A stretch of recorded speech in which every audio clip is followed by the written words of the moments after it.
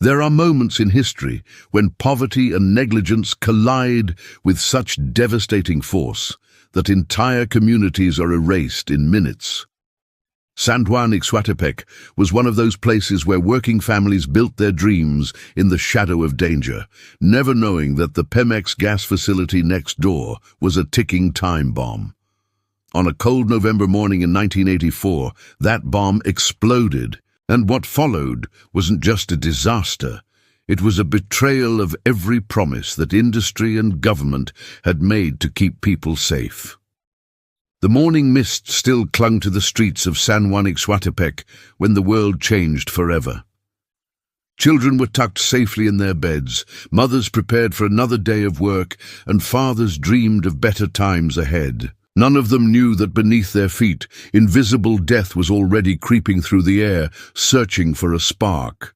At 5:30 a.m. on November 19, 1984, a simple pipe failure would transform this quiet Mexican suburb into hell on earth, creating one of the most devastating industrial disasters the world had ever seen. San Juanico, known locally as San Juanico, was a municipality of Tlalnepantla de Baz in the state of Mexico, just 20 kilometers north of Mexico City.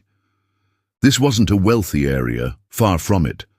The majority of residents were poor country people living in simple one-story houses made of concrete pillars, filled with bricks and topped with iron sheet roofs. These were the homes of laborers, street vendors, domestic workers, and factory employees who had come to the edges of Mexico City seeking opportunity.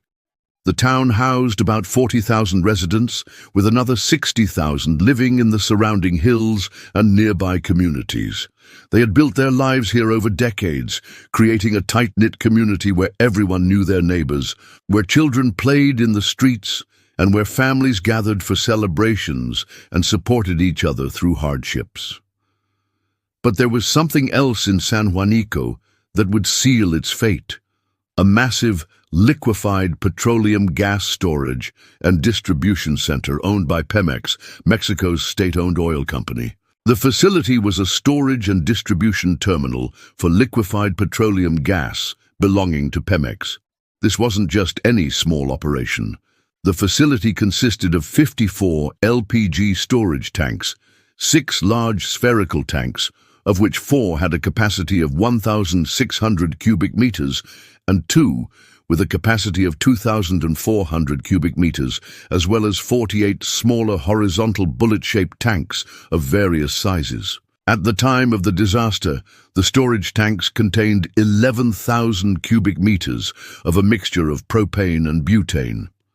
To put this in perspective, that was approximately 1/3 of Mexico City's entire liquid petroleum gas supply, all concentrated in one location, surrounded by thousands of families. The relationship between the plant and the community was complicated. The settlement of San Juanico had existed long before the disaster, but housing surrounding the facility itself began to appear only after construction of the installation started in 1962. As Mexico City grew and housing became scarce and expensive, workers found cheap land near the industrial facilities. They built their homes piece by piece, brick by brick, creating neighborhoods where there had once been empty fields. The 2 largest spheres were added to the plant only recently, when it was already surrounded by the densely populated neighborhood. The closest houses were at a distance of just 130 meters from the storage tanks. That's less than 1.5 football fields, close enough to see the massive spherical tanks looming over the rooftops, close enough to hear the constant hum of operations, close enough to smell gas when the wind blew the wrong way. Investigations would later reveal that Pemex had ignored multiple warnings about the risks posed by its facility. Even before the explosion, residents had complained about the smell of gas in the air, but their concerns were dismissed. This was a community whose voices didn't carry weight in corporate boardrooms or government offices. They were poor, they were expendable, and their safety was secondary to profits and production quotas. On the night of November 18th, 1984, families in San Juanico went to bed like any other night. Children finished their homework, mothers cleaned up after dinner, fathers rested after long days of labor. The night was cool, typical for November in central Mexico. Some families had been saving for months to buy materials to improve their homes. A new roof here, a concrete floor there.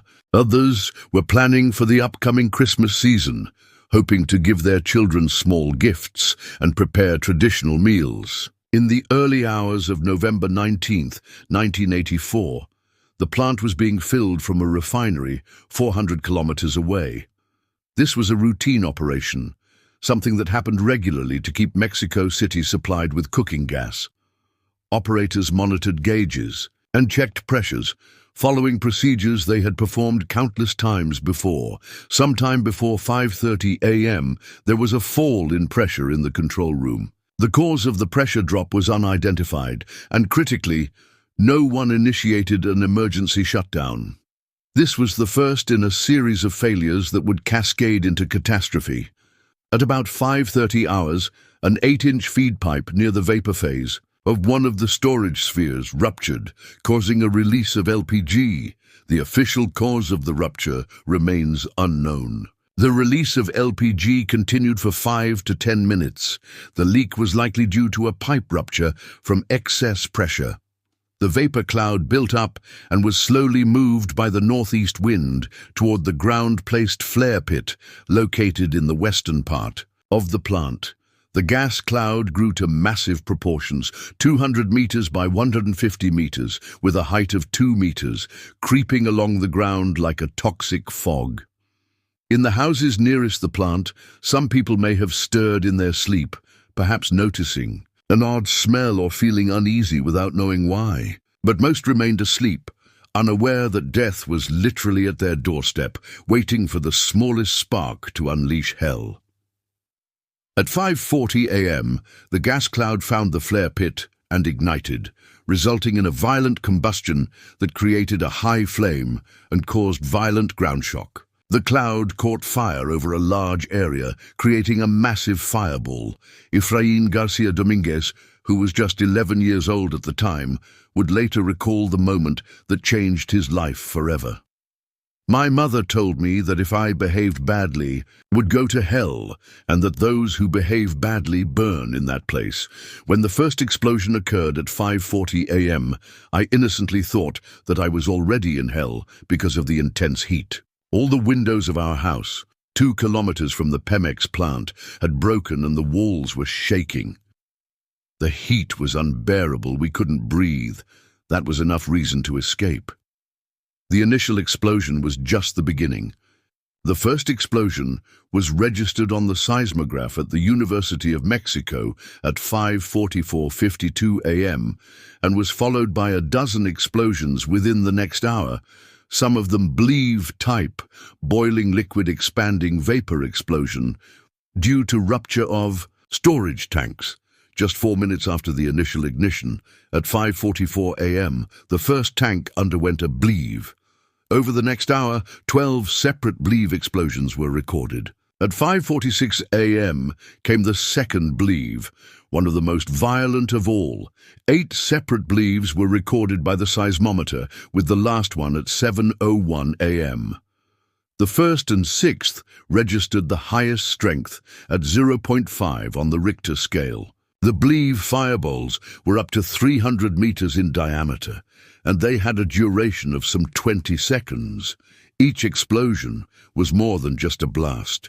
It was a catastrophic event that hurled massive pieces of metal through the air like deadly missiles. 12 of the bullet tanks that failed were launched from their supports, with the furthest landing at 1,200 meters away. Missile fragments ejected weighed up to 30 tons. Fragments and even whole cylinders were scattered over distances ranging from a few meters to up to 1,200 meters. Imagine a 30-ton chunk of metal, the weight of about 20 cars, flying through the air and crashing down on homes, streets, and fleeing families. These weren't just explosions. They were artillery barrages raining down on a defenseless civilian population. For the next hour and a half, there followed a series of bleaves as the LPG vessels violently exploded. LPG was said to rain down, and surfaces covered in the liquid were set alight. Unburned and burning gas entered the houses south of the plant area and set fire to everything. Blast waves from the explosions not only destroyed a number of houses, but also shifted several cylindrical tanks from their supports and added more gas to the fire. The scene was apocalyptic. Massive fireballs rose hundreds of meters into the sky, visible from central Mexico City. The heat was so intense that it melted cars, twisted metal beams, and turned brick walls into rubble. Smaller explosions continued until 11 a.m., while the flames on the last large sphere were extinguished at 11 p.m. The fires wouldn't be completely put out until 10 a.m. the next day. The 4 smaller spheres were completely destroyed, with fragments propelled around the plant, some at a distance of 350 meters in public areas. The larger spheres collapsed to the ground, with their legs buckled due to the heat radiation they received. Only 4 of the 54 tanks survived. In the midst of this inferno, thousands of people were trying to escape. Families fled their homes, in whatever they were wearing, many in just their nightclothes. Parents carried children, neighbors helped the elderly, and everyone moved as fast as they could away from the expanding wall of fire and destruction. One survivor, identified only as Castro, remembered the chaos of that morning. It looked like a pilgrimage. A lot of people escaped along the tracks. We walked in the direction of the Mexico City borough, Gustavo A. Madero, and people were saying, "This is the end of the world." Everybody was scared. There was another explosion and then more followed, so we quickened our pace until Mrs. Agrippina, who lived on Chiquihuit Avenue, offered us a place to stay and eat breakfast. Since then, I've lived in gratitude to her. Another survivor, Camacho, shared a heartbreaking detail about how random fate could be. A neighbor left his home early that day to sell tacos outside the Pemex plant. He used to sell in the school area on the Politécnico Nacional Avenue, but it was far from his home, so he decided to go to the gas plant. He lost his life in his eagerness to work. Everything felt like hell itself, or a subsidiary of it. I remember the gigantic flames that were seen from afar and the scorching heat that burned our skin and restricted our breathing. The human toll was staggering. Between 500 and 600 victims were killed, and 5,000 to 7,000 suffered severe burns. Smaller explosions continued at the plant until the morning of the next day, as more and more gas tanks were consumed by flames. Almost 150 homes were completely destroyed in the disaster. Approximately 200,000 people were evacuated from the area, but these numbers, as shocking as they are, don't capture the true horror of what happened. They don't tell you about the families who were incinerated in their beds, never even waking up to realize what was happening. They don't describe the people who survived with burns covering most of their bodies, who would spend months or years in agony. They don't explain what it's like for a child to watch their parents die in front of them, or for parents to search desperately for children they would never find. The dead were hastily buried on November 20th and 21. Only 16 bodies could be identified, with the rest buried in a common grave in the cemetery of the Caracoles neighborhood of Tlalnepantla. President Miguel de la Madrid and other high-ranking government officials drew criticism for not attending either the funeral ceremony or the mass burial of the victims. Think about that for a moment. Of all the people who died, only 16 could be identified. The rest were burned beyond recognition, entire families erased so completely that there was no way to know who they had been. They were buried together in a mass grave, Their names lost forever, their stories untold. The government's response in the immediate aftermath revealed the deep inequalities that had contributed to the disaster in the first place. While officials made statements and promised investigations, the people who had lost everything were left to fend for themselves. The immediate aftermath of the San Juanico explosion was one of total devastation. Entire neighborhoods were flattened with buildings and homes reduced to rubble. Emergency response teams struggled to manage the situation, and many victims received little to no medical care due to the chaos. Initially, Pemex Director General Mario Ramon Beteta and government officials attempted to shift responsibility for the accident onto the gas distributing businesses adjoining the terminal. They also blamed the people of San Juanico for settling next to the gas plant.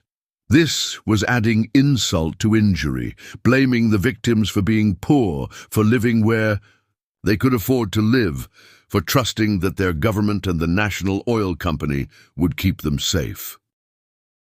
No results from a public inquiry or a Pemex investigation have ever been made available, except for a declaration of the Attorney General released on December 22, 1984, which pointed to the gas escape having occurred at the row of bullet tanks next to the spheres.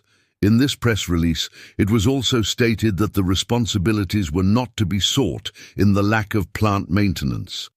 The Attorney General found Pemex ultimately responsible for the disaster and summoned the company to provide to the government funds necessary for indemnifications. In December 1984, the Federal Attorney General's office determined that Pemex must take responsibility for the explosions and pay compensation to victims. However, some people claimed that they never received a peso, even though they were burned, or their homes were damaged by the explosions or ensuing fire.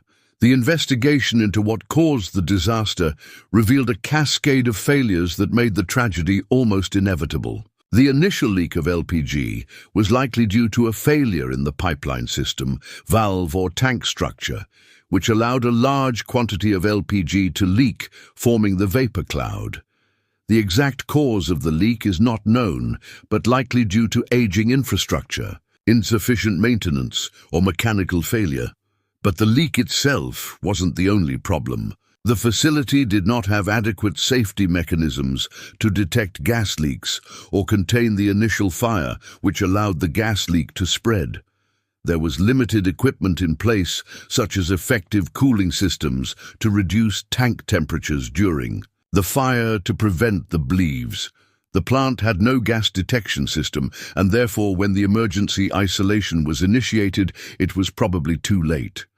The total destruction of the terminal occurred because there was a failure of the overall basis of safety, which included the layout of the plant and emergency isolation features. The terminal's firewater system was disabled in the initial blast. Also, the water spray systems were inadequate. The physical layout of the facility itself was a disaster waiting to happen. The LPG storage was stored in large amounts and in close proximity to each other without adequate spacing between the tanks. This design allowed the chain reaction effect of multiple explosions across the site. There was also inadequate fire barriers or protection enclosures to contain or limit the spread of the fires and explosions between the tanks. Multiple tanks were lined up with a common header, which increased the effectiveness of the chain reaction, and the failure of piping underneath the spheres as a consequence of the initial vapor cloud explosion meant that the consequent tank heating ultimately escalated to the bleeds.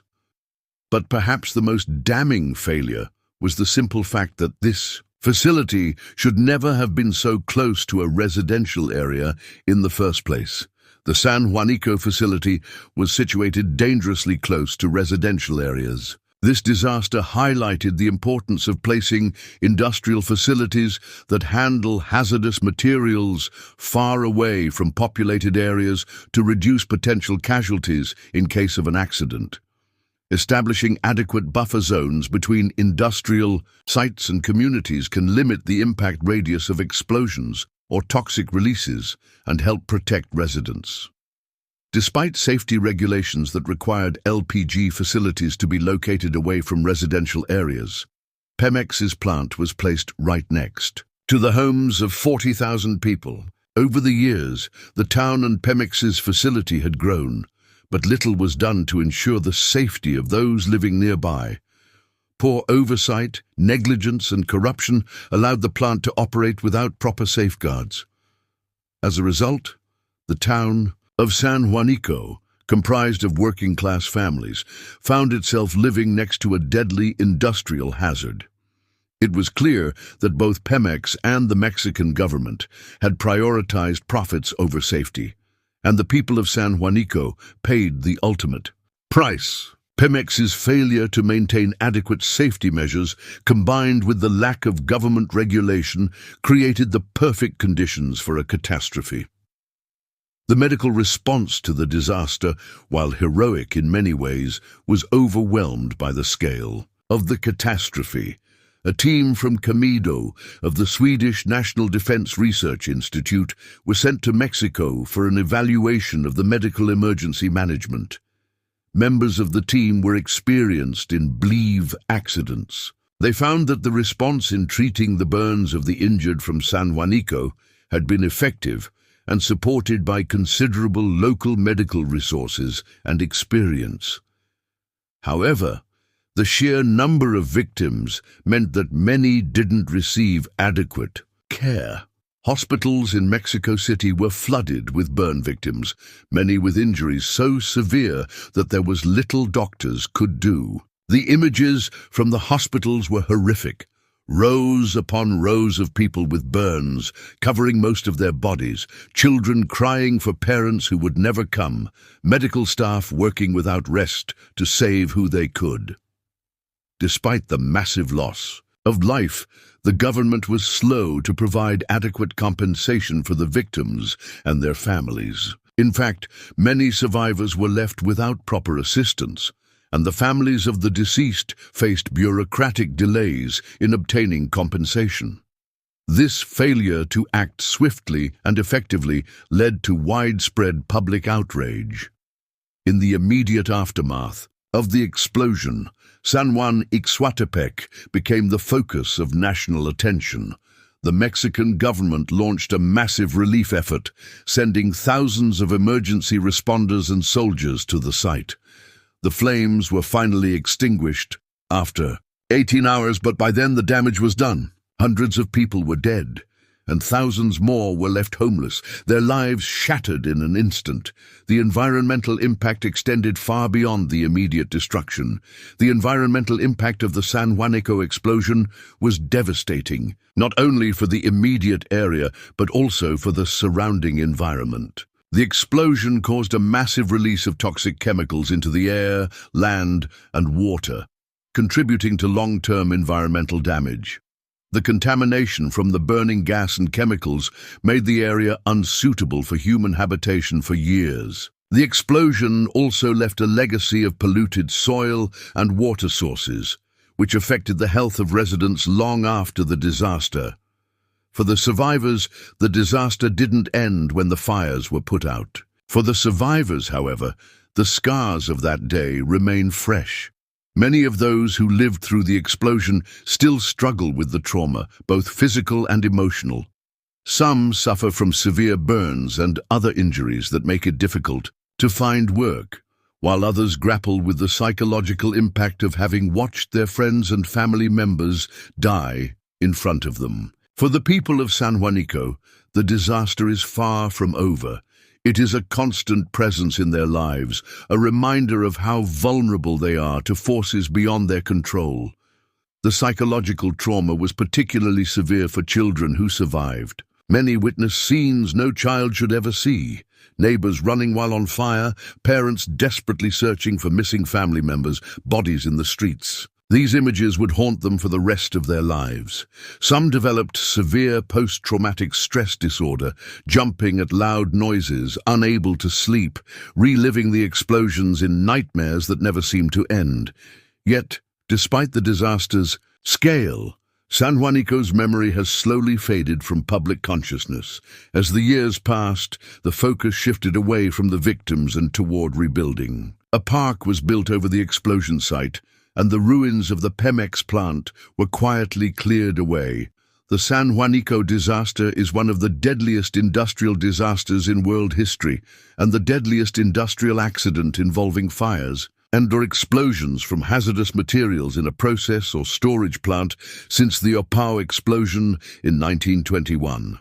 Yet outside of Mexico, few people remember it. It has been overshadowed by other disasters.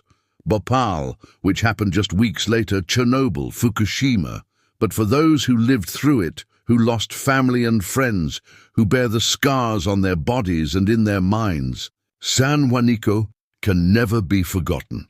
The disaster exposed deep problems in Mexican society: the way poor communities were treated as expendable, the corruption that allowed safety regulations to be ignored, the lack of accountability when corporations put profits over people.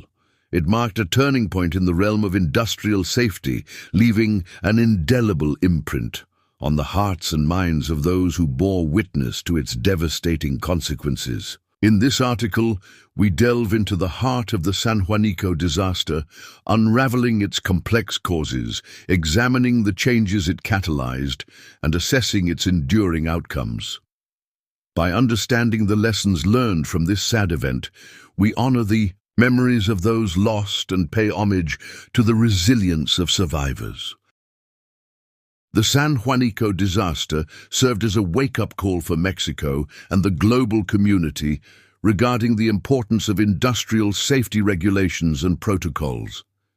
It exposed the glaring gaps in safety measures, not only at the Pemex facility but also in many industrial facilities worldwide.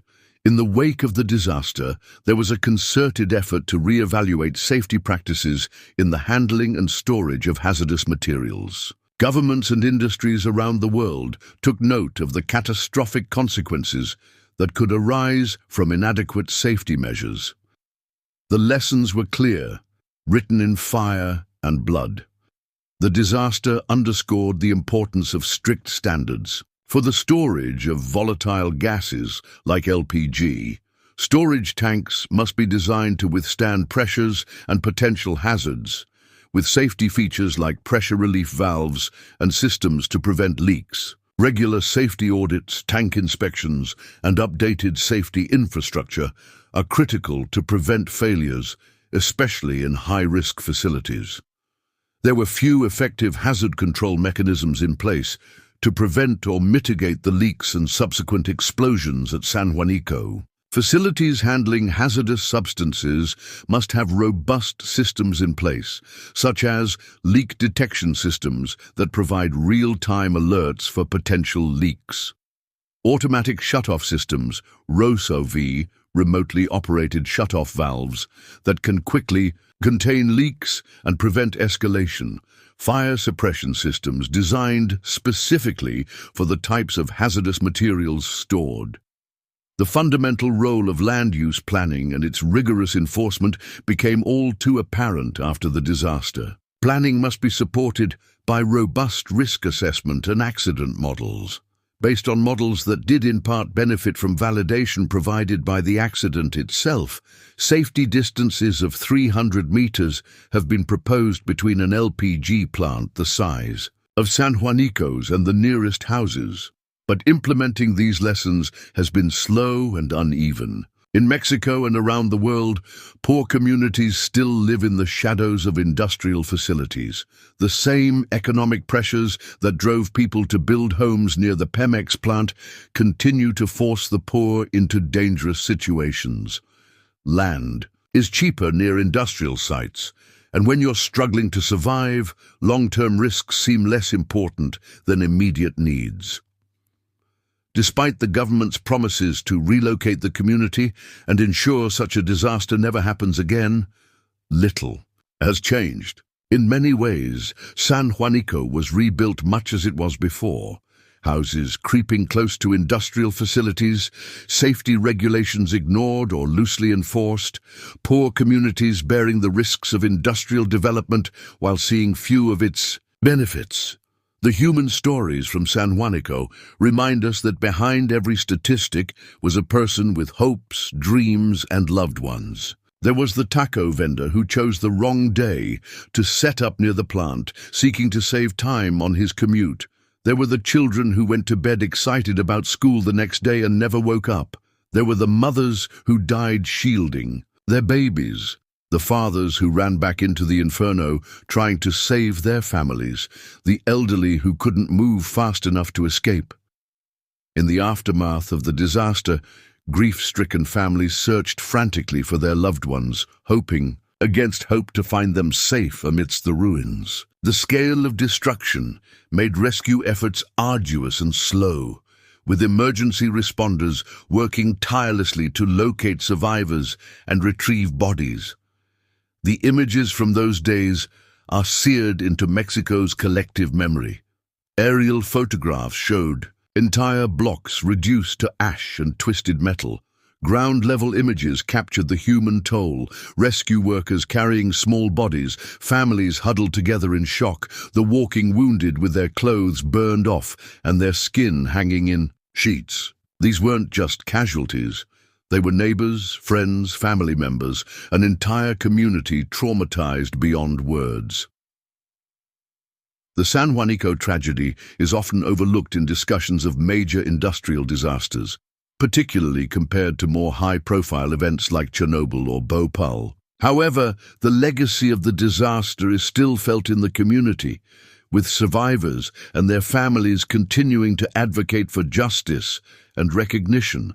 Many of the victims of the explosion have not received the compensation or support they need, and the memory of the event remains painful.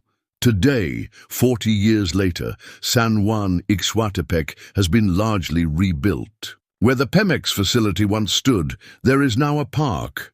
New houses have been built where the old ones were destroyed.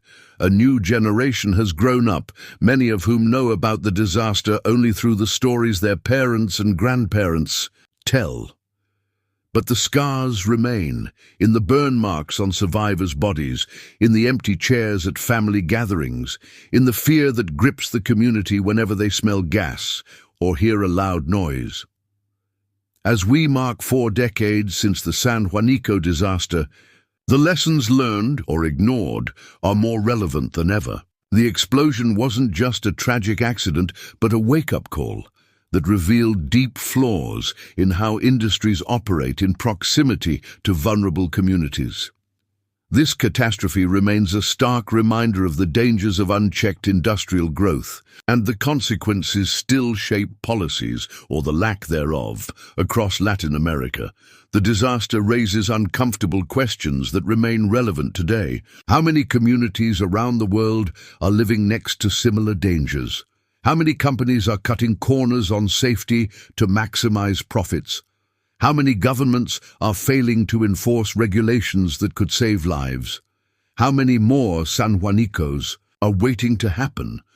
The lack of safety protocols at Pemex, along with the failure to address the risks of gas storage and transportation, led to a preventable disaster. Since the explosion, there have been calls for stronger safety standards and better training for workers in industries handling hazardous materials. Governments around the world have taken steps to improve industrial safety, but incidents like San Juanico serve as a reminder that more work remains to be done. Ensuring the safety of industrial facilities should be a top priority to prevent further tragedies. What makes San Juanico particularly tragic is that it was entirely preventable. Every factor that contributed to the disaster was known and could have been addressed. Gas leaks can be detected, storage tanks can be properly spaced and protected, emergency shutdown systems can be installed and maintained, communities can be kept at safe distances from hazardous facilities. The technology and knowledge existed in 1984 to prevent this disaster. What was lacking was the will to prioritize safety over profits, to value poor lives as much as wealthy ones, to see communities, like San Juanico, as deserving of protection.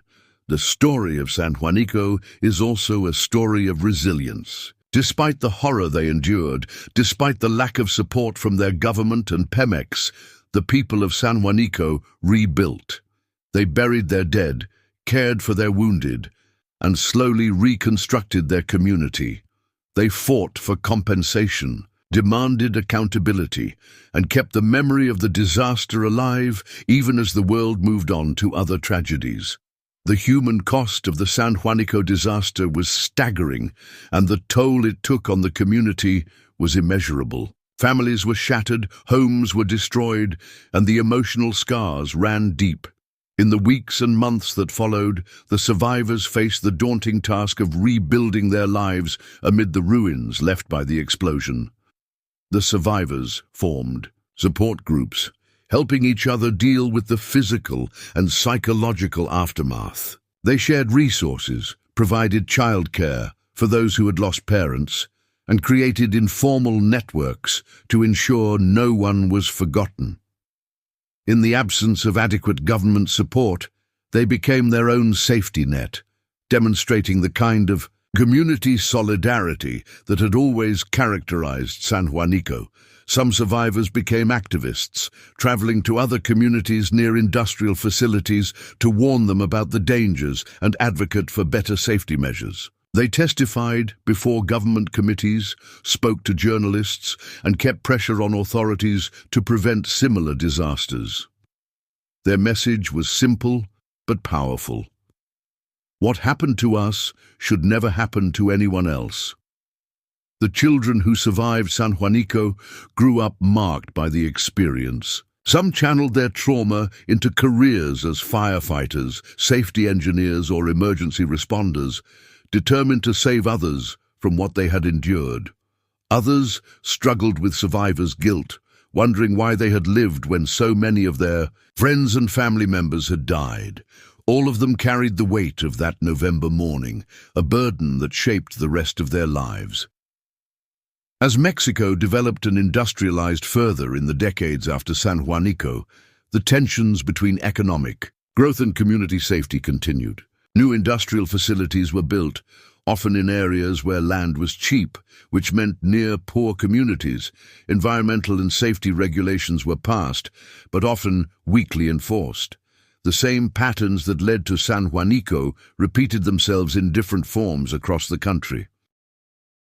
The San Juanico disaster is one of the deadliest industrial accidents involving a gas explosion, and multiple industries can learn valuable lessons from this unfortunate disaster, which killed so many innocent people. Yet the lessons seem to fade with time. Each new generation of engineers, plant operators, and government officials must learn them again.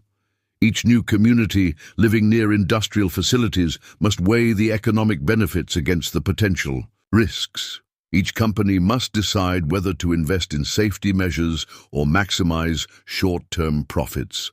The technical investigations that followed San Juanico provided valuable data for improving industrial safety worldwide. Engineers studied the bleed phenomenon in detail, developing better models for predicting and preventing such explosions.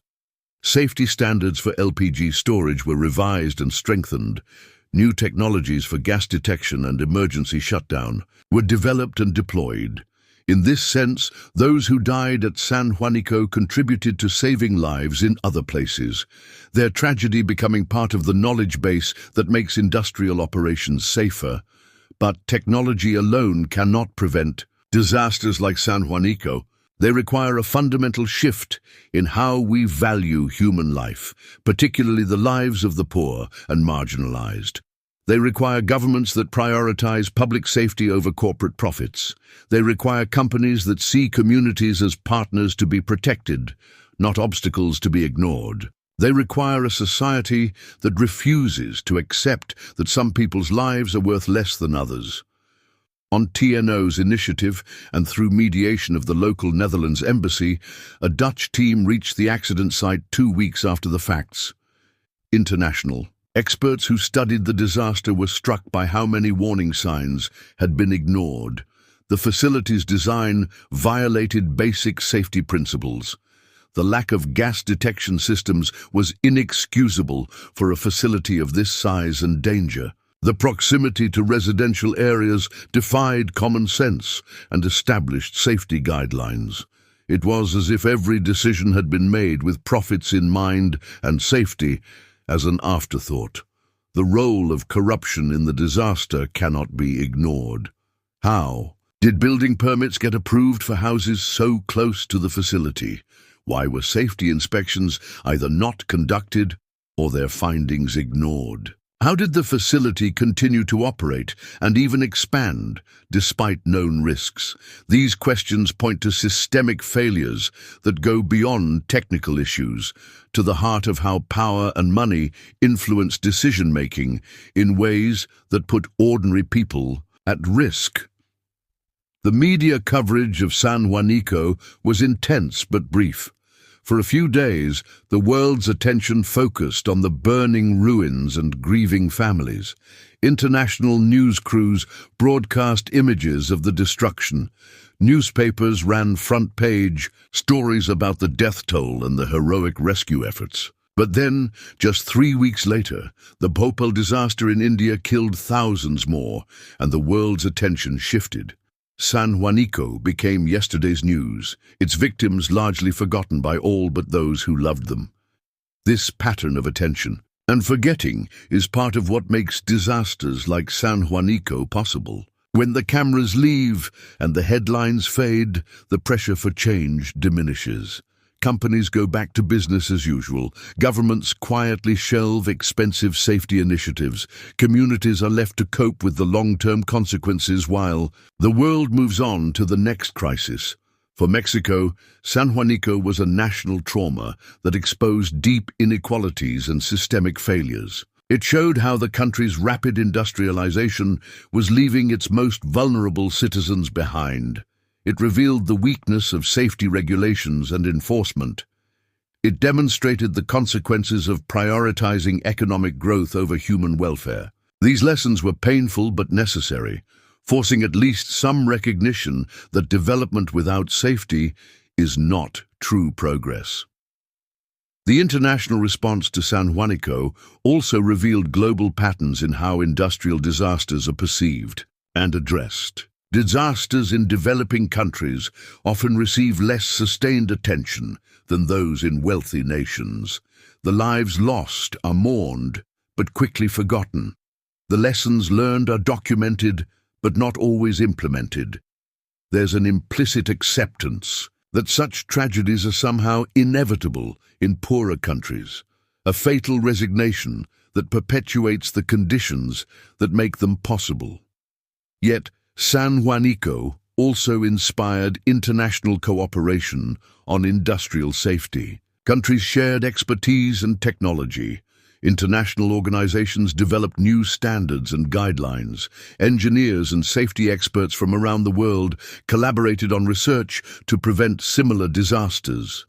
In death, the victims of San Juanico contributed to a global effort to make industrial operations safer.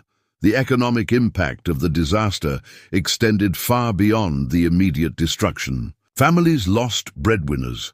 Small businesses were destroyed. The local economy, already fragile, was devastated. Many survivors, unable to work due to their injuries, fell into poverty.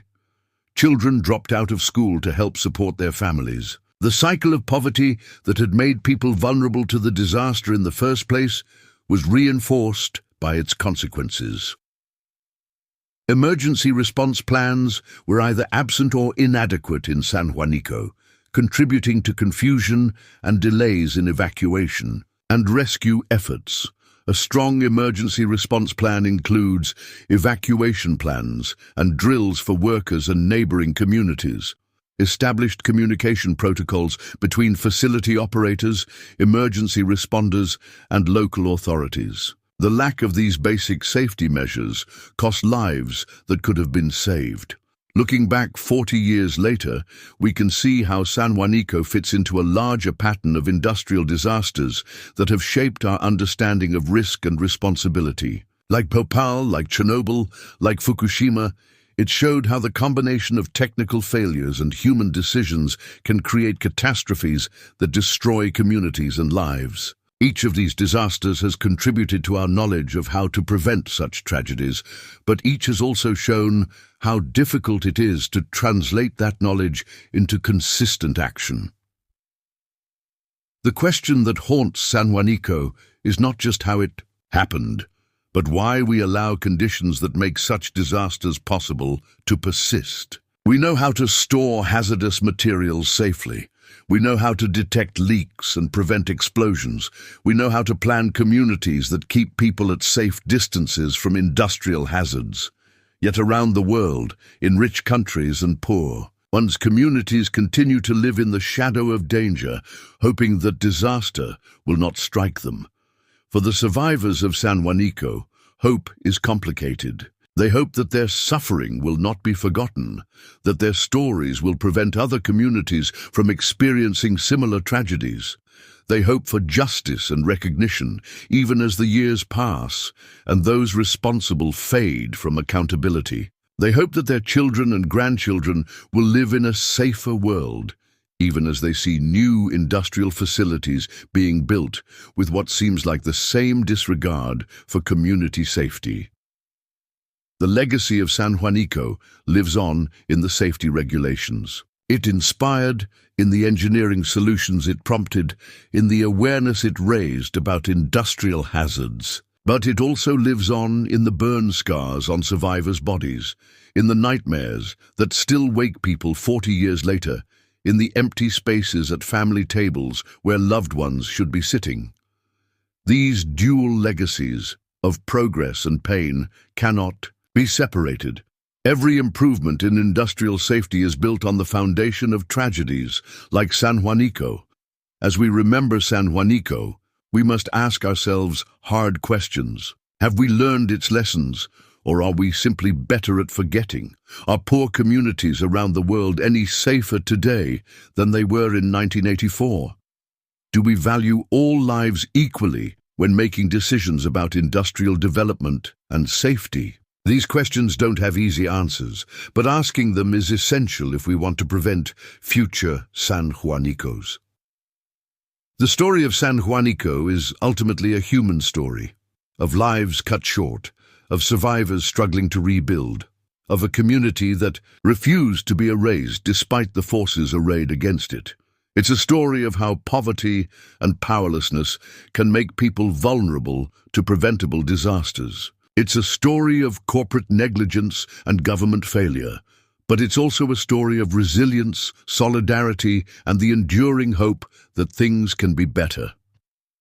Something like this should never happen, said Efrain Garcia Dominguez, the survivor, who thought he had woken up in hell that November morning. His words carry the weight of experience and the urgency of warning. They remind us that San Juanico was not inevitable, that it resulted from choices made and choices avoided, from priorities set and responsibilities abdicated. Today, as cities grow and industry expands, as new technologies create new risks, as economic pressures push people into vulnerable situations, the lessons of San Juanico become more relevant, not less. Every community living near industrial facilities, every company handling hazardous materials, every government regulating industrial safety must remember what happened on that November morning in 1984. The children who survived San Juanico are now in their 50s, many with children and grandchildren of their own.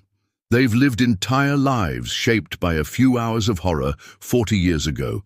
Some have found ways to heal, to build meaningful lives. Despite their trauma, others still struggle with the physical and psychological wounds. All of them carry San Juanico with them, a weight that never fully lifts. In the end, the most powerful memorial to the victims of San Juanico would be a world where such disasters no longer happen, where no community has to fear the industrial facilities in their midst, where safety is valued above profits, where all lives are protected equally, regardless of economic status. That world doesn't exist yet, but every step toward it honors those who died and suffered at San Juanico. The story I've told you today is one of tragedy, but it's not without hope. Hope lives in the survivors who rebuilt their lives and their community. Hope lives in the engineers and safety experts who work to prevent future disasters. Hope lives in the activists and advocates who fight for justice and accountability. Hope lives in every person who hears this story and resolves that something like this should never happen again. As we close this account of the San Juanico disaster, we must remember that this is not ancient history. It's a living memory for thousands of people. It's a warning about what happens when we prioritize profits over people, when we ignore the vulnerable, when we assume that disasters only happen to others. San Juanico reminds us that we are all connected, that injustice anywhere threatens justice everywhere, that the safety of the most vulnerable among us is a measure of our humanity. The morning mist has long since lifted from the streets of San Juanico. Where once there was fire and death, there is now life continuing, children playing, families gathering, people working and hoping and dreaming. But beneath the surface, the memory remains, in the soil that still bears the scars of contamination, in the stories passed down through generations, in the knowledge that what happened once could happen again if we forget the lessons written in flame and ash on that terrible November morning. The victims of San Juanico deserved better. They deserved to wake up that morning and go about their lives, working, studying, playing, loving, without fear. They deserved a government that protected them and companies that valued their safety. They deserved to grow old, surrounded by their families, to see their children succeed, to die peacefully in their beds after lives fully lived. Instead, they became casualties of a system that saw them as expendable, that valued gas more than their lives, that allowed preventable dangers to persist until disaster struck. We cannot bring back those who died at San Juanico. We cannot undo the suffering of the survivors, but we can honor their memory by ensuring that their deaths were not in vain, that their suffering leads to change, that their story prevents future tragedies. We can demand better from our governments and corporations. We can support communities fighting for safety and justice. We can refuse to accept that industrial disasters are inevitable or that some lives matter less than others. The explosion that destroyed San Juanico took only moments, but its echoes continue 40 years later. They echo in safety regulations and engineering standards. They echo in the testimonies of survivors and the memories of the dead. They echo in every community that lives in the shadow of industrial danger. They echo as a warning and a call to action, reminding us that the price of safety is eternal vigilance and that the cost of negligence is measured in human lives. This is the story of San Juanico, a story of how poverty, negligence, and indifference combined to create one of the worst industrial disasters in history. It's a story of unimaginable loss and incredible resilience. It's a story that demands to be remembered, not just as history, but as a warning about what happens when we fail to protect the most vulnerable among us. It's a story that asks us what kind of world we want to live in and what we're willing to do to create it. The survivors of San Juanico have lived with their trauma for 40 years. They've watched the world move on, seen other disasters capture headlines, witnessed the slow forgetting that allows similar tragedies to occur. But they've also seen small victories, safety improvements inspired by their suffering, communities that learned from their experience, young people who hear their stories and commit to creating change. These victories don't erase the pain, but they give meaning to it, transforming senseless tragedy into purposeful action. As I finish telling you this story, I think about Efrain Garcia Dominguez, the boy who thought he had woken up in hell, Now, a man in his 50s who has lived an entire life shaped by that morning. I think about the taco vendor who chose the wrong spot to set up his cart. I think about the families huddled in the cemetery, burying loved ones they couldn't even identify. I think about all the individual human stories that make up the larger tragedy of San Juanico. But I also think about the future. Somewhere in the world right now, there's a community living too close to an industrial facility, trusting that they're safe, unaware of the dangers that lurk nearby. Somewhere, there's a company cutting corners on safety to save money. Somewhere, there's a government official ignoring warning signs. The conditions that created San Juanico exist in different forms around the world. The question is whether we'll act to address them before another community pays the price. The story of San Juanico ends, but its lessons continue. Every time we choose safety over profits, every time we listen to community concerns about industrial hazards, every time we insist that all lives have equal value, we honor the memory of those who died on November 19th, 1984. Their legacy is not just one of tragedy, but of teaching us the terrible cost of negligence and the absolute necessity of vigilance. In the early morning darkness of November 1984, the people of San Juanico went to sleep trusting that they were safe. That trust was betrayed in the most horrific way possible.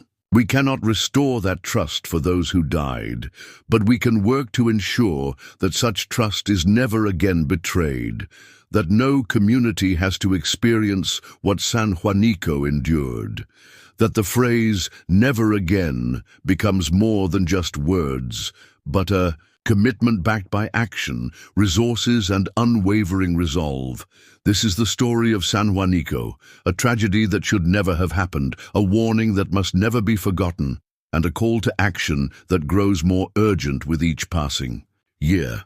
May those who died rest in peace. May those who survived find healing. And may all of us who hear this story be moved to create a world where no community has to fear the morning mist, where no child wakes up thinking they're in hell, where safety is a right and not a privilege determined by wealth or power. Chatisiu. Sun rises now over San Juan Ixhuatepec as it has for 40 years since the disaster. Life goes on, as it must. But in the early morning quiet, if you listen carefully, you can still hear the echoes, not just of explosions and screams, but of voices calling for justice, for safety, for a world where tragedies like this become truly unthinkable. Those voices deserve to be heard. That call deserves to be answered. The victims of San Juanico deserve nothing less than our commitment to ensuring that their deaths lead to life, that their suffering leads to safety, that their story leads to change. And so we end where we began, in the early morning of a November day, but with a different vision. Not of disaster, but of determination. Not of death, but of dedication to preventing such deaths. Not of despair, but of hope that we can do better, that we must do better, that we will do better. For the people of San Juanico, for communities around the world living in the shadow of danger, for all of us who share this fragile planet and this common humanity, we must transform the tragedy of San Juanico into a triumph of human conscience and commitment to protecting every life, especially those of the most vulnerable among us. The story is told, but the work continues. The memory lives on, and with it, the responsibility to ensure that San Juanico's legacy is not one of forgotten suffering, but of remembered resolve to create a safer, more just world for all.